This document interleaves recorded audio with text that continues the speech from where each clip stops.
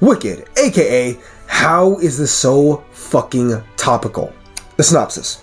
Misunderstood because of her green skin, a young woman by the name of Elbapha forges an unlikely but profound friendship with Glinda, or Galinda, depending on the part of the movie that you're on. A student with an unflinching desire for popularity.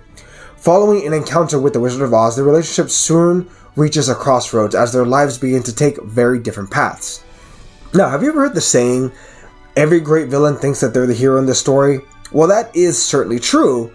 In this film, it's like a mishmash of a false flag operation mixed with fascism, and it's just so good. Elbapha, she is someone you can root for, someone that you like, someone that you can understand, a person that's been mistreated her whole life, not because she deserves it, not because she earned it, not because of anything of her own accord other than she happens to have green skin, and that alienates her. Much in the same way other people may be alienated because their height or body type. Her green skin makes everyone either afraid of her, go off on her, or dislike her, distrust her in any way, shape, or form. Very much the whole don't judge a book by its cover scenario.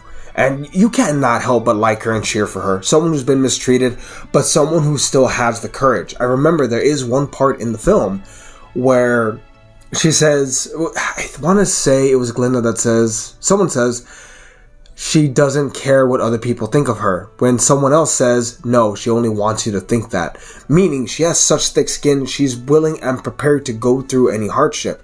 However, she is fiercely defensive of her little sister. A fact that I would argue we're going to get to later on. Like, it's going to play a bigger role probably in part 2. Spoilers. Now, Galinda, or Gilda, depending on, again, which part of the film, she is a brat. And I'm not sure how much of that was written in the original story, or if that's just this interpretation, but damn is Ariana Grande really good at playing a mean girl. Now, this is a good movie, and I know, here's the thing, my problem, when I say this is my problem, this is my thing, I really don't like musicals. I know, don't burn my house down.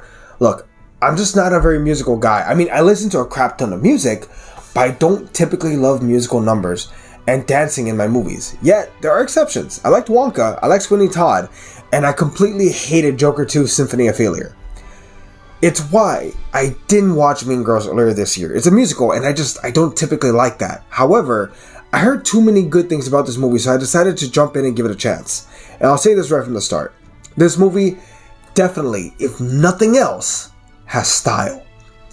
Everything looks grand, and it looks like a world lived in, being the most 4D theater kid prompt you'll ever see. Side note, I do not care how much of a pick-me girl or boy you are, don't sing in the theater. If you were any good, you'd be on screen and not in a theater munching on $15 popcorn. I think I'm in a bad mood when I'm writing this. No shit. The story is complicated, fixed with scapegoating, no offense, fascism, propaganda, privilege, and dehumanization. Granted, there are basic themes of self-discovery and acceptance of oneself, but I'm not here for surface-level Wiggles Teletubby Power Hour. I'm here to talk about a dictator that presents himself as an infallible and beyond criticism. And when shit hits the fan, instead of getting to work, he blames a population that is essentially blameless. And how is this so topical? Also, side note, if I was the librarian, I would hate the fucking prince. This movie is rife with content and story beats, and I didn't know I wanted. The third act is properly epic, and it does wonders in not putting Elbapha on the back foot while still setting up for the next film. I'm curious how epic it would be to watch these two films as one long shot, but that'll just have to wait. For me, at least, this film is going to be a 7 out of 10. I imagine the score can go up in the future once the second part comes out. It's kind of the same situation with Rebel Moon, or there was another movie, I cannot remember for the life of me which one it was, where I said I don't want to judge a movie based on a part 1. I want to see the whole... Oh, Dune. It was Dune. I don't want to judge the first part on its own. I want to judge the whole project as a whole. So that said, this movie, at least currently, is a 7 out of 10, but I am actually looking forward to part 2. What about you guys? What y'all think of this film? How much did you love it? And how many times did you see it? Because y'all showed up for this movie. The box office shows it.